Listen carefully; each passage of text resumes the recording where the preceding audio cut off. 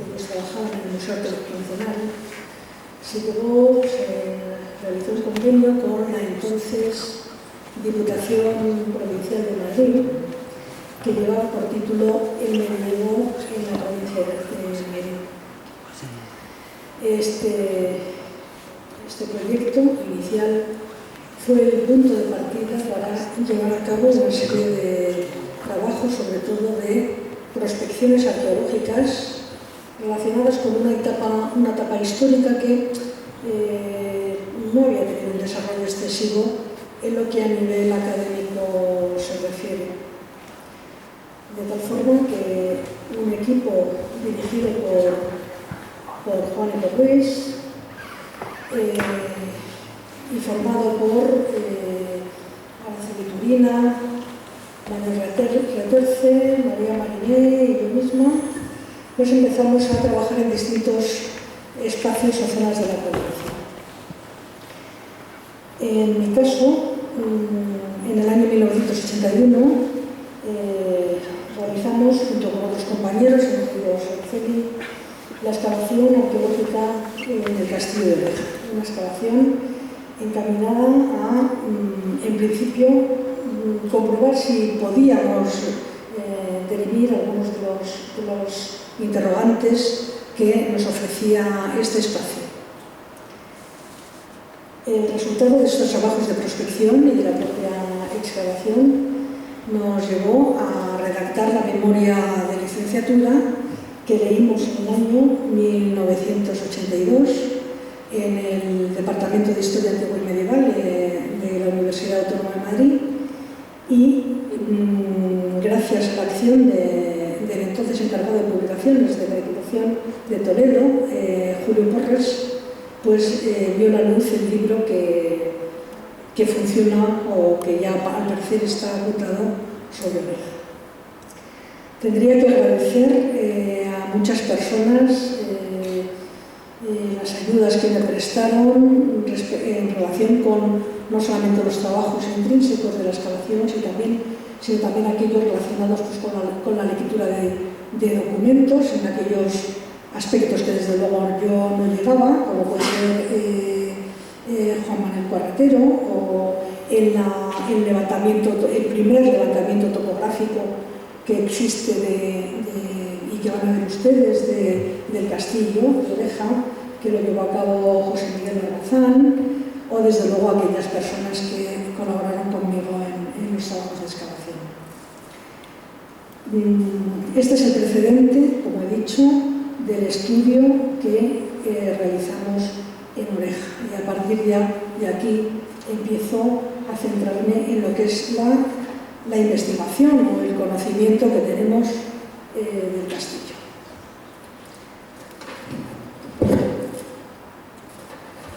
Un elevado risco y desuso, aislado por el norte, poniente y mediodía, y unido por el saliente al terreno en que existe el barrio bajo de Oreja, sirve de asiento al castillo que domina el frondoso soto de Oreja, el río Tajo, que pasa a menos de 1 kilómetro de distancia, y la vega de Colmenar.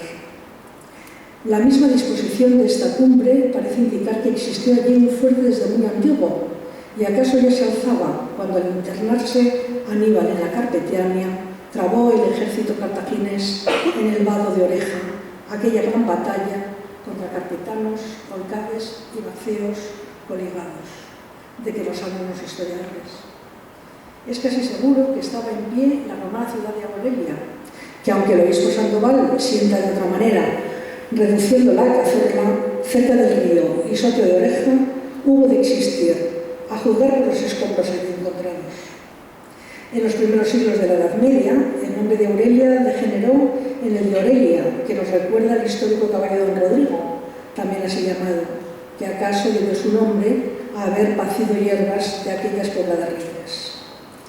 Los árabes invasores reconocieron la importancia estratégica de Oreja, edificando o reconstruyendo allí una torre o castillo nimium forte benemuritum, al decir de la crónica latina de Alfonso VII. Estas son las palabras que nos proporciona el conde de Cedillo en lo correspondiente al Castillo de Oreja en el Catálogo Monumental de la provincia de Toledo, publicado en el año 1959.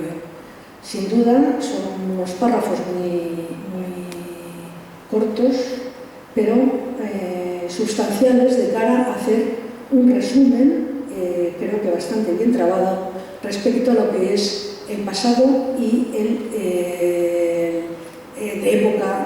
hasta época medieval del propio castillo. Vamos a adentrarnos en ello. Si nos metemos en los planos históricos, que son informadores de primera mano para estudiar los espacios, no solamente desde época antigua, sino desde época reciente, nos encontramos que uno de los más antiguos que conocemos, el que manda a hacer el cardenal Portocarrero, que está fechado en el año 1681, resulta que tenemos una serie de poblaciones que van a ser objeto de estudio en relación con Oreja, por lo que luego ya también veremos. Están dentro del circulito verdoso y son Fuentidueña, nos referimos al Castillo de la Arilla, Villamanrique de Tajo, nos referimos a Boer, y la propia Oreja. He señalado en rojo quizás las ciudades que nos pueden sonar más, desde luego respecto a lo que es la propia historia del Castillo de Oreja, como Suflés, Ocaña, Yepes y la propia Ontigola. Y por supuesto tenemos dos núcleos de población importantes, que son la ciudad de Toledo, como además cabeza de reino desde época antigua, y la propia ciudad de Aranjuez. Sobre este plano muy limpio, en el que solamente nos aparecen los elementos fluviales, vemos el Jarama, el Tajuña y el Tajo, sobre todo, pues tenemos que hacer una observación, algo que sale, digamos, de ojo cuando analizamos el plano. Al norte del Tajo, en el entorno de la ciudad de Toledo, nos aparece un espacio con muchísimos pueblos, con muchísima población. Algo similar, aunque más reducido, al sur del Jarama, y entre el Jarama y el Tajuña también tenemos unos ámbitos de población bastante amplia. La cosa cambia rotundamente cuando analizamos el espacio del sur del Tajo. Salvo los centros que he dicho y las ciudades que he señalado, veis que hay bastantes calvas, vamos a llamarles así, en el espacio geográfico. Esto parece que puede deberse a algo. Algo similar nos ocurre en el plano que hace el geógrafo Tomás López en 1768. Es un plano mucho más rico en lo que afecta a elementos geológicos, topográficos, y he vuelto a señalar las mismas ciudades y los mismos núcleos que lo he hecho en el plano anterior.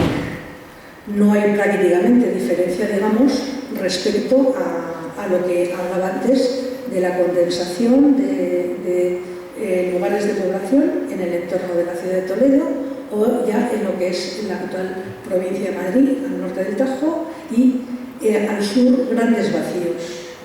Al incorporar Tomás López los elementos orográficos y los montes que marca de esa forma tan inocente, pero al mismo tiempo tan gráfica, nos damos cuenta que estamos en unos espacios donde los montes están muy presentes, es decir, nos están ocupando espacios que, si vemos, como veíamos antes en el plano mudo de Portocarrero, pues lo que no sabemos es que en la zona donde hay menos población existe esa menor población porque los montes están aquí y posiblemente lo que tenemos aquí, como ocurre en realidad, es una topografía más agresiva y menos benévola de cara al desarrollo de una economía agropecuaria que va a ser la base del sustento de estos espacios donde hay poco más que el cultivo de cereales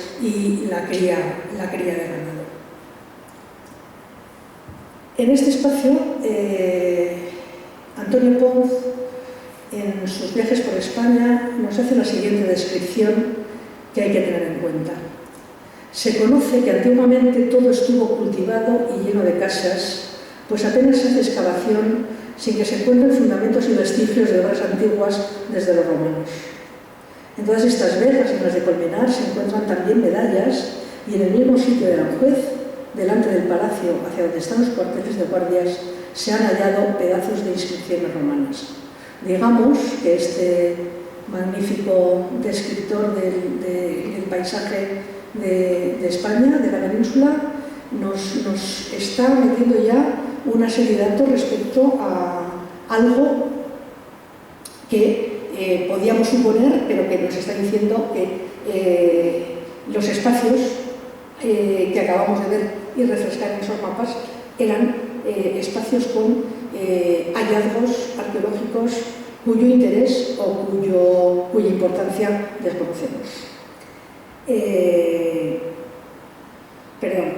Álvarez de Quintos, en su Historia de Aranjuez, destina un capítulo a la batalla de Aníbal en las inmediaciones de Aranjuez y antigüedades que se encuentran en él, y nos hacen una reflexión en ese sentido. Es decir, que al menos desde el siglo XVIII se están produciendo unos hallazgos que se registran en ámbitos, fundamentalmente en ámbitos del entorno, incluso de la corte, ¿no? Y la relación de la corte con Aranjuez es evidente y, por supuesto, la existencia de una serie de elementos, pues como el castillo de Oreja, por citar lo que más nos interesa, sin duda está presente en los conocimientos y en el mercado de antigüedades que en esos siglos son tan importantes. Este es el espacio que elegimos para el estudio de origen. Espacio que, por otro lado, para poder delimitar, porque siempre hay que establecer límites, básicamente nos coincide con el territorio que Oreja es beneficiaria una vez que Alfonso VII le otorga fuero. Y a nivel arqueológico, pues tenemos una serie de datos procedentes de un conjunto de hallazgos recogidos por un grupo existente en Aranjuez que fundamentalmente nos informan de diferentes espacios y sitios donde tenemos hallazgos muy diferentes que son los que ahora mismo vamos a comentar de forma rápida. Como veis, es cierto que nos falta el conocimiento del territorio interior y que la mayor parte de ellos se circunscriben a la zona relacionada con los valles fluviales.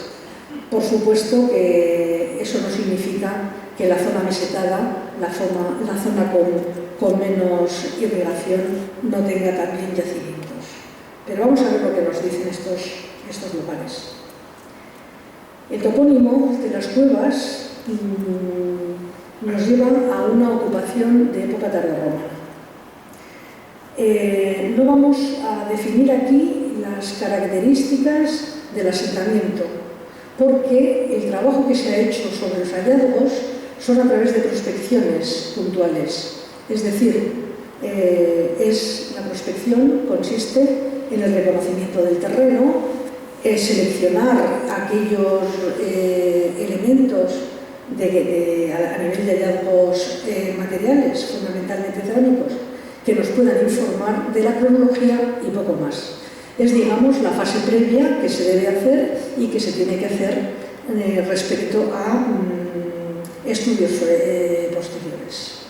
Pero una cosa que sí quiero marcar aquí es que este yacimiento de las cuevas de época tardorromana, está al lado del río Jarama y al lado de un camino, que es así como se representa en la pañoleta del mapa topográfico nacional, que recibe el nombre de Senda Galiana. Efectivamente, esta senda es la que pone en comunicación Titulcia con Yepes.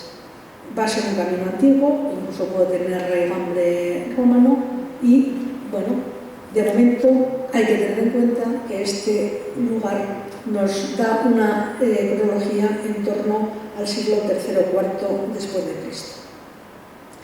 El Soto del Hinojal, en una zona fuera, más alejada de lo que son los márgenes fluviales, está al sur de Titulcia, está en un espacio donde parece que la presencia arbórea es menor que otros espacios, lo veis bien, lo podéis ver aquí más verde, aquí no, y aquí estamos bastante fuera de espacios halagüeños de cara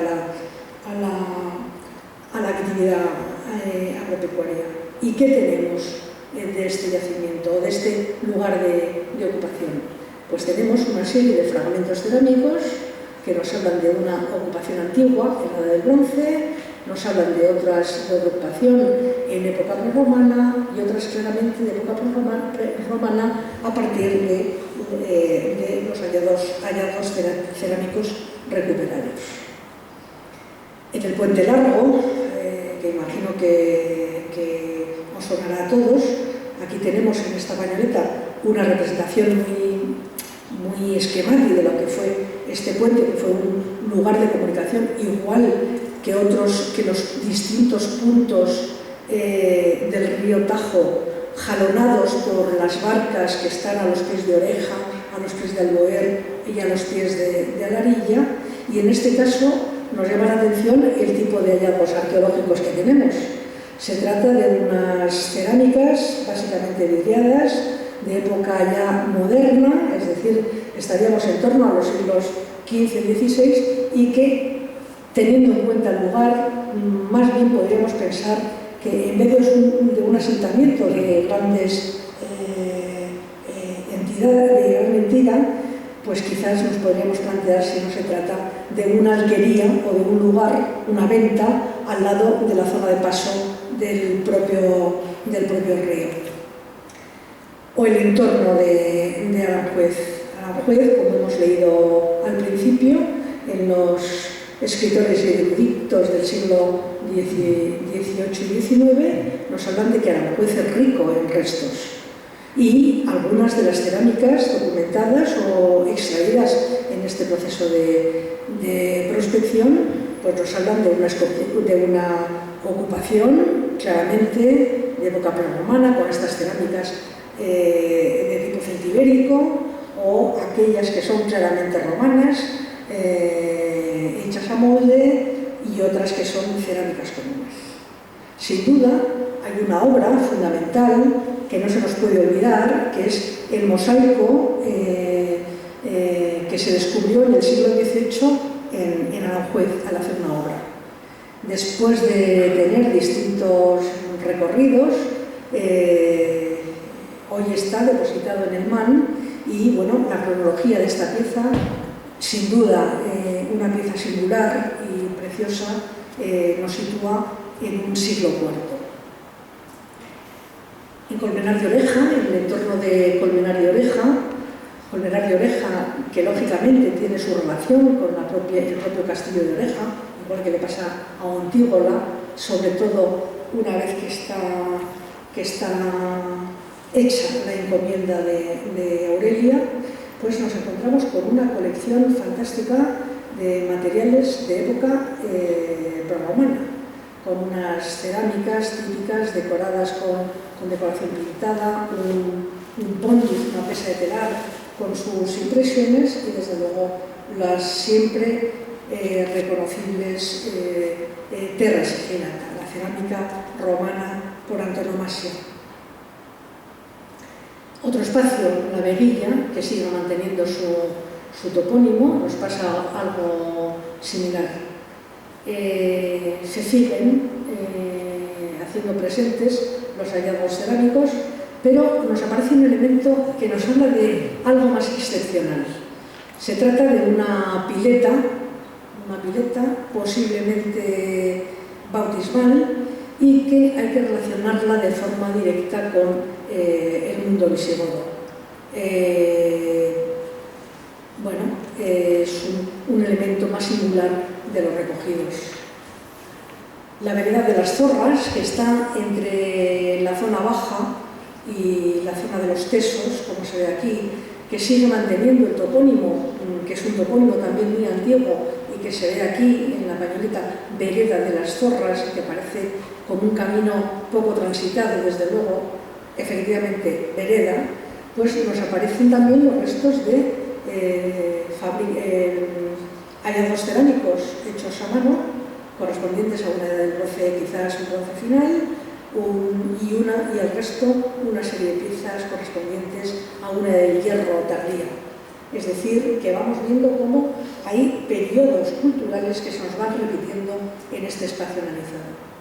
Y por fin llegamos a Aurelia, con la gran duda, o sea que no sabemos dónde empieza la leyenda y termina la realidad, porque la realidad todavía no está identificada. Pues efectivamente hay una serie de estructuras que parecen indicarnos que existe o ha podido existir un espacio de entidad. Por ejemplo, esta estructura de planta cuadrangular hecha en un calicanto, un opus caementicum bien trabado, y que podría relacionarse con un aljibe. Junto a él, por supuesto, nos aparecen en este yermo donde los muros parece que les cuesta aflorar o que están arrasados desde este nivel, pues tenemos otros elementos que pueden ser perfectamente relacionables con estructuras aéreas de las cuales no existe nada. Y dentro de los hallazgos materiales que nos valen para encuadrar estos posibles asentamientos, se nos vuelve a repetir pues la cerámica hecha a mano, de la del bronce, la cerámica hecha a torno, de época prerromana, la cerámica romana con elementos burilados, o cerámica de época común que nos lleva ya a un momento tardío de época romana. Y tenemos otros elementos, que son los elementos epigráficos. Imagino que ustedes saben que la actual Liturgia tiene un cambio de nombre en el siglo XVIII, porque anteriormente se llamaba Bayona de Tajuña. Con el topónimo de Bayona de Tajuña se registra esta inscripción en un tratado sobre corpus de inscripciones latinas en la que aparece registrada con el número 3069. Ven ustedes que la foto no es de calidad, pero bueno, aquí está la transcripción del texto y aquí la traducción. Los epigrafistas la han fechado en el siglo I después de Cristo. Se trata de un epígrafe mortuorio y, por supuesto, la existencia de este tipo de hallazgos nos están hablando o nos están poniendo en antecedentes de asentamientos de un cierto calado. Otro, sin duda importante, son los restos que aparecieron en el año 76, como dijo el doctor Mariner Vigorra, en el lecho del río Jarama, porque siempre hubo una lucha entre un municipio y otro para saber a quién pertenecían estos restos.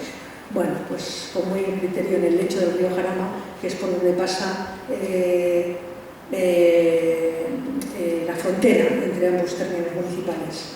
Esta pieza está fechada en el siglo I o II después de Cristo, y en el año 1982 entró a los depósitos, vamos al Museo Arqueológico Nacional.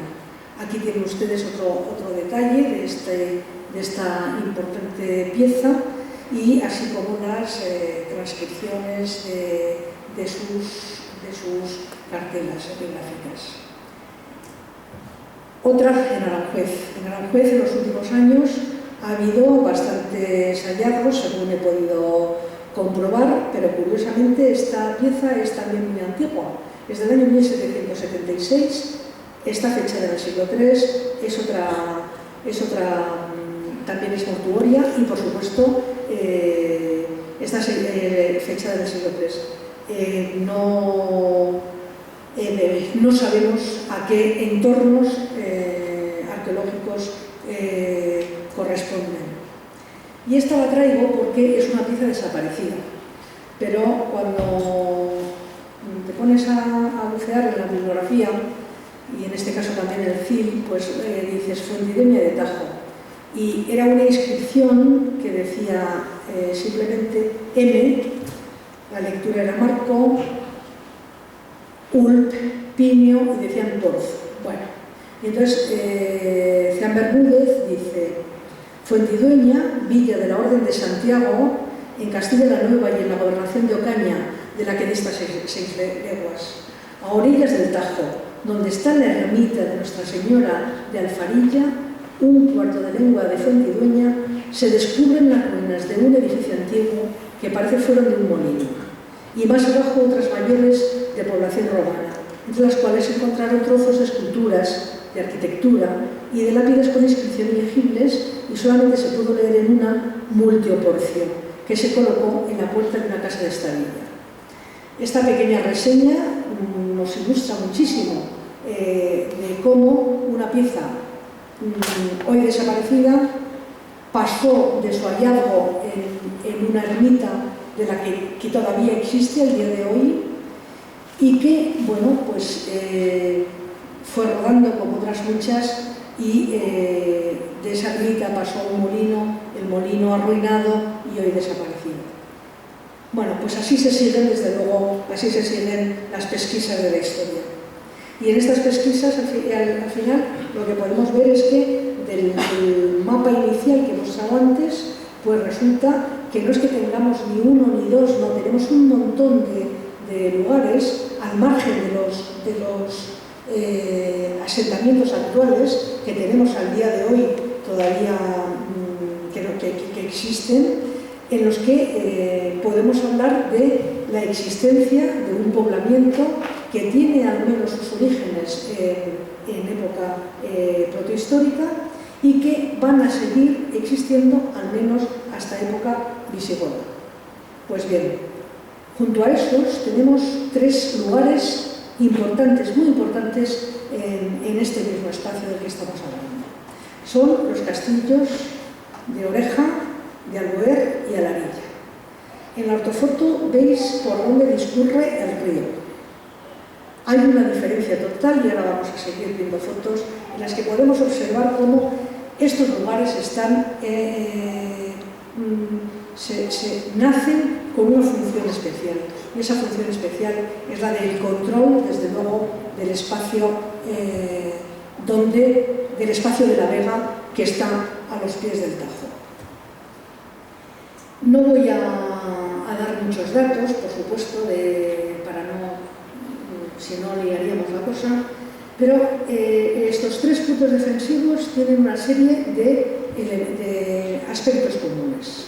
Por ejemplo, Aurelia y Alboer aparecen en la donación que hace Alfonso VI después de la conquista de Toledo en 1085 a don Bernardo de Toledo, a uno de los obispos.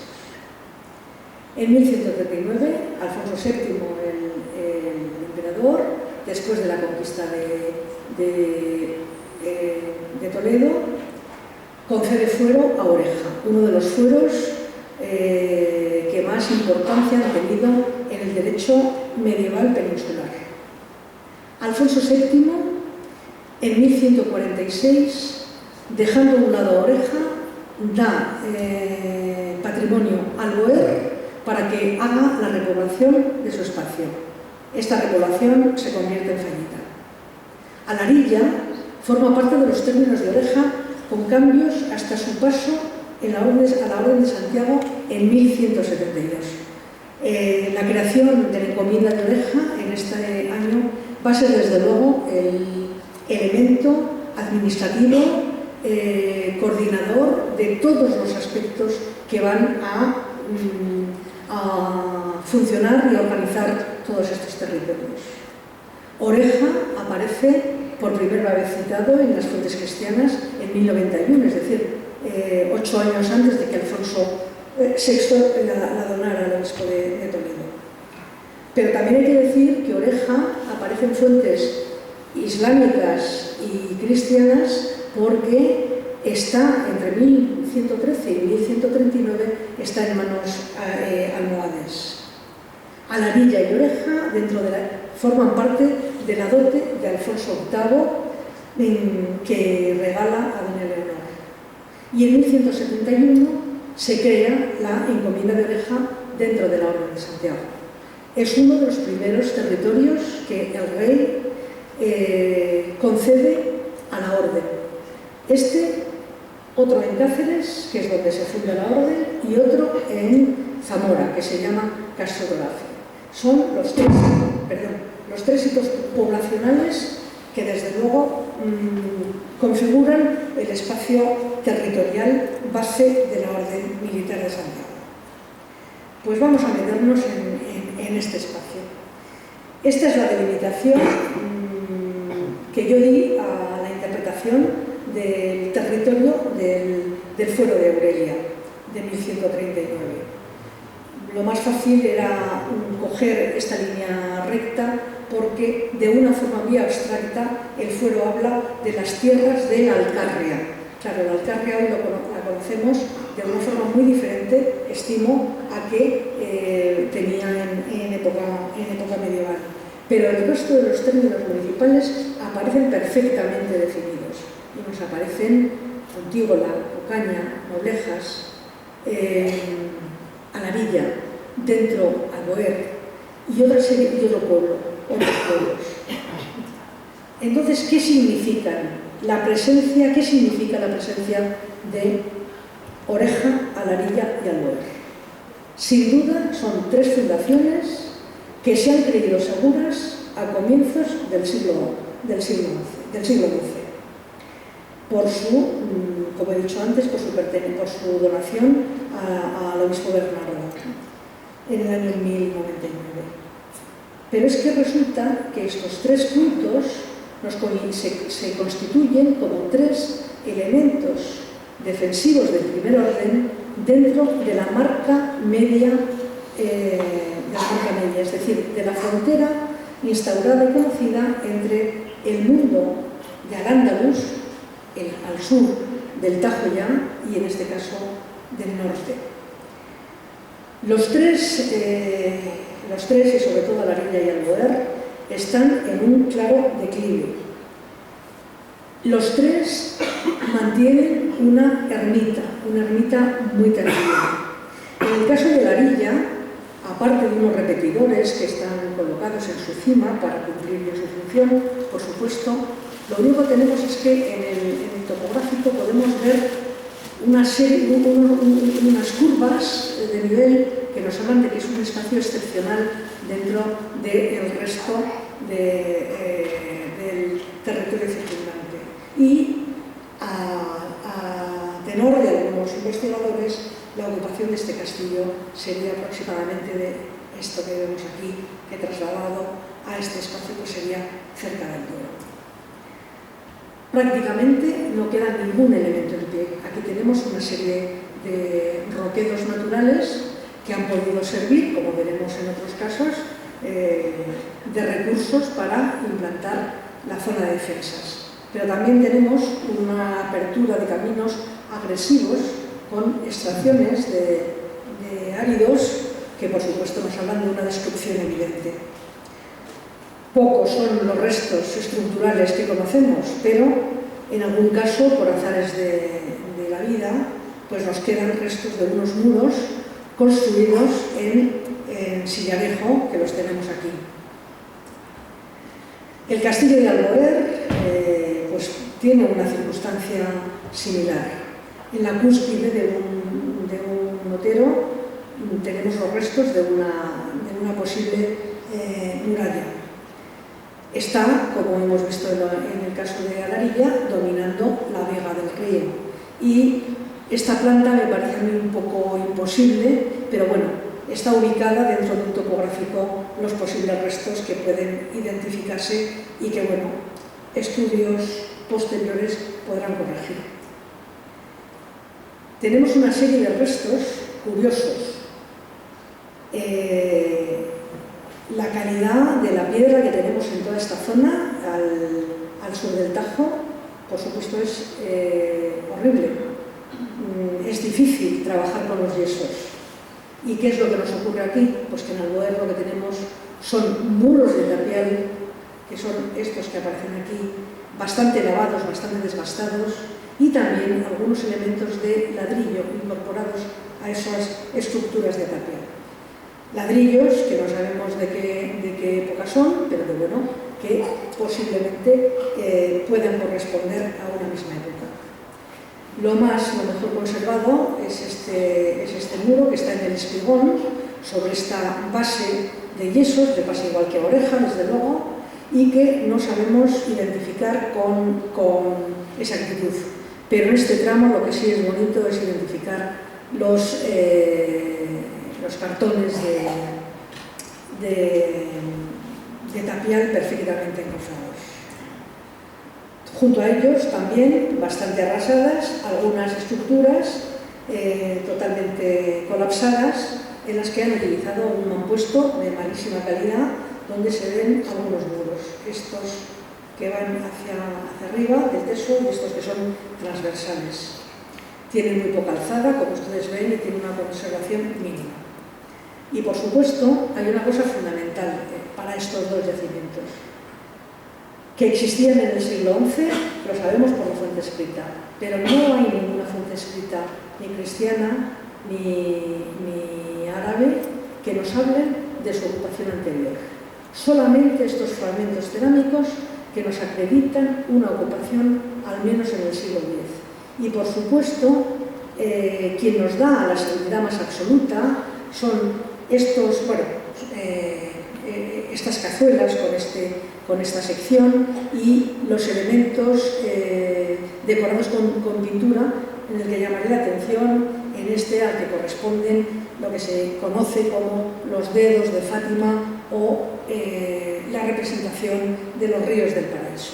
Es decir, de una época tardorromana, acreditada a través de los hallazgos arqueológicos, no a través de fuentes escritas, de unos espacios en alto con un criterio defensivo evidente, que creíamos que era del siglo XI, llegamos, y se puede afirmar, que al menos también existe una ocupación en el siglo X, al menos en el siglo X. Y ahora entramos a Oreja. Oreja es el más conocido por ser cabecera de su encomienda que sufre importantes recortes y los tiene que compartir a nivel territorial y los tiene que compartir con Colmenar de Oreja. Incluso Noblejas llega a tener también otra encomienda, pero lo que vemos es que Oreja parece que tiene esa presencia mayor por la existencia al menos de la torre. Bueno, aunque aquí están invertidos, la torre la tenemos aquí está en el levantamiento de José Miguel, aquí están los restos de la iglesia y aquí están los restos de la iglesia.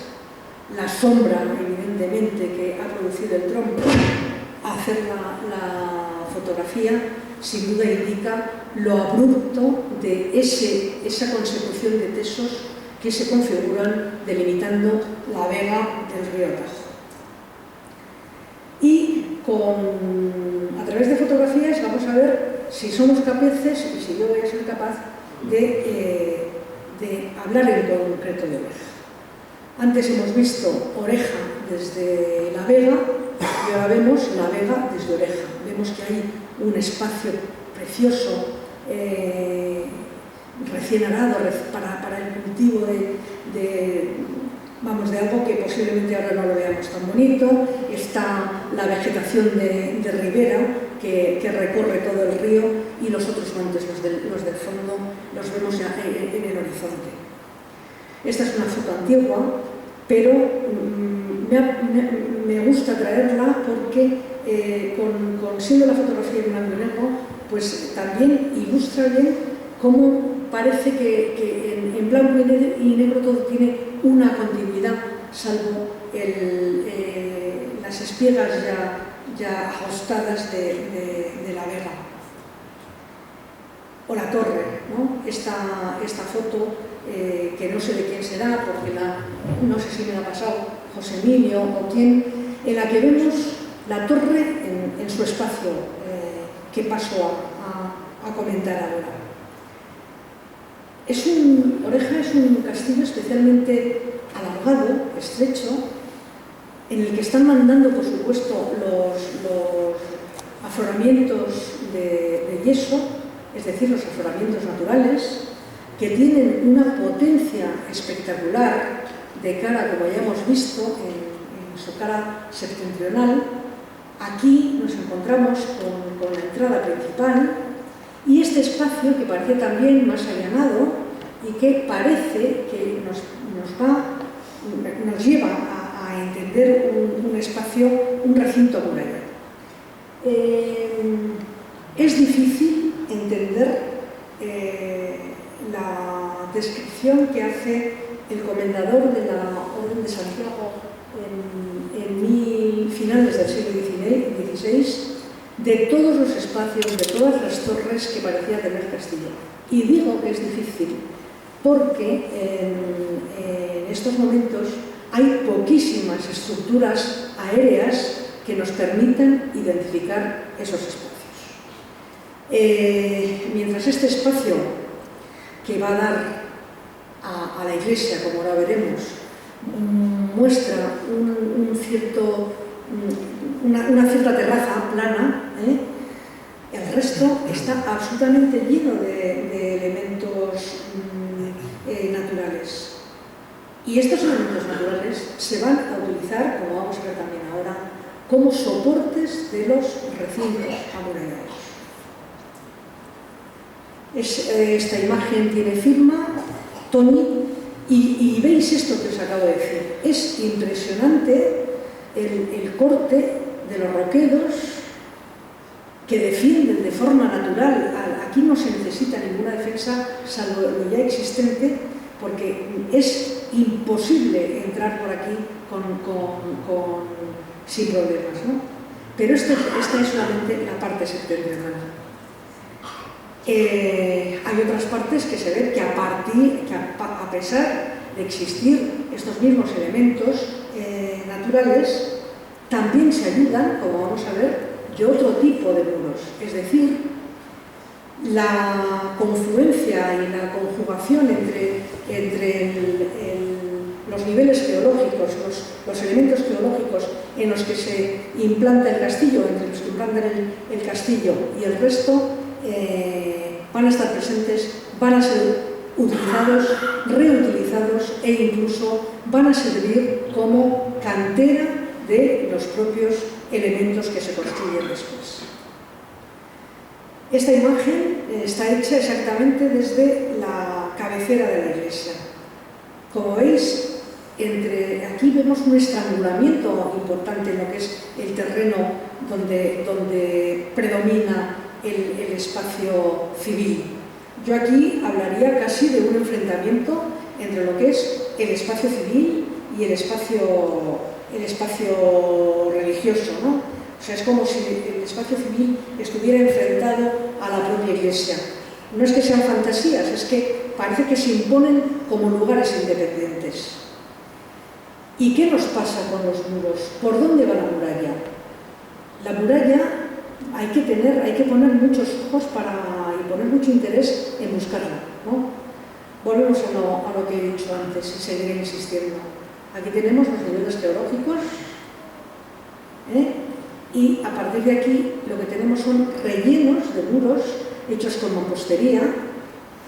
Aquí este muro lo vamos a ver más veces, es decir, que van a seguir el perímetro que impone la propia geología para hacer su propio recorrido topográfico.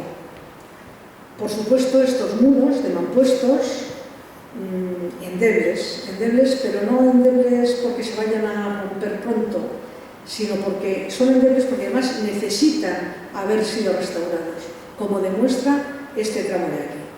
Este muro de mampostería, que lo vamos a ver en otros espacios, necesita de una restauración y necesita de una protección intramuros gracias a este refuerzo de tapial. Es decir, en un momento determinado, este muro ha tenido problemas y han tenido que recurrir a hacerle un regresivo interior para que el muro no colapsara.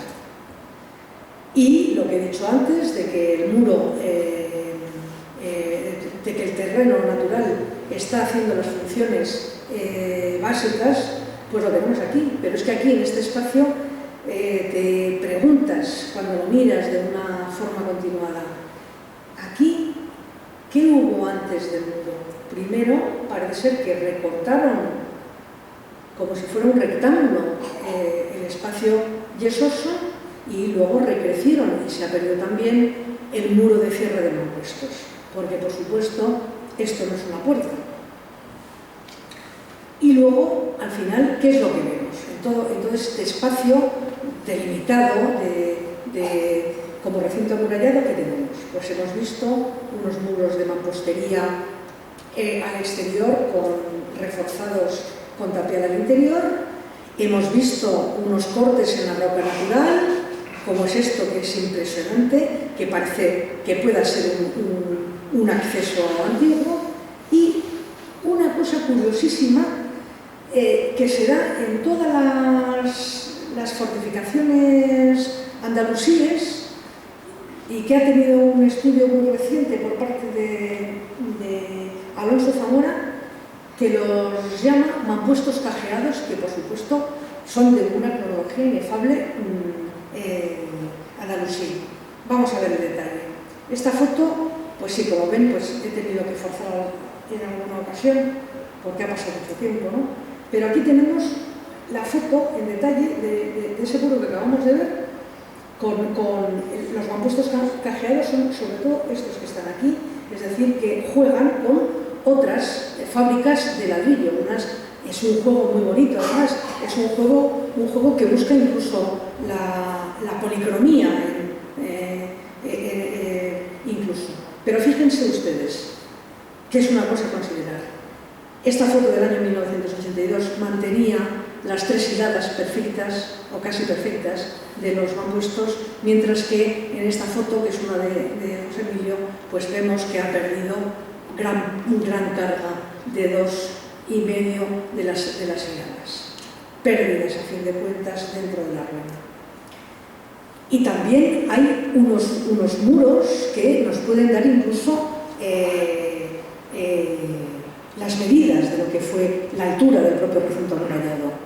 Este es un muro de mampostería, lo hemos visto por otro lado, pero es muy probable que a este muro tan solo le falte, para llegar a conocer la altura de lo que era el recinto amurallado del Castillo de Oreja, pues lo que es el recorrido del adarve y el cuerpo verronado.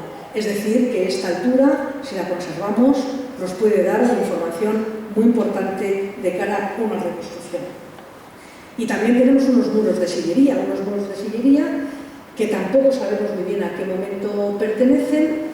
He forzado desde luego esta fotografía y pido disculpas por aquellas que no tienen buena calidad, pero es lo que tengo. Y sí que vemos que está insertada en lo que es el nivel natural, está debajo de ese muro del que les acabo de enseñar, pero es curioso que aquí lo que tenemos es una sillería isóloga. Es decir, ya nos hemos recorrido una tipología amplísima de lo que son los tipos de fábricas de la defensa. Y por último, nos falta el corte antrópico que antes les dije. Este corte es un corte que se ha hecho de una forma absolutamente intencionada. No sabemos con qué fin, pero se ha hecho. Y aquí lo tenemos.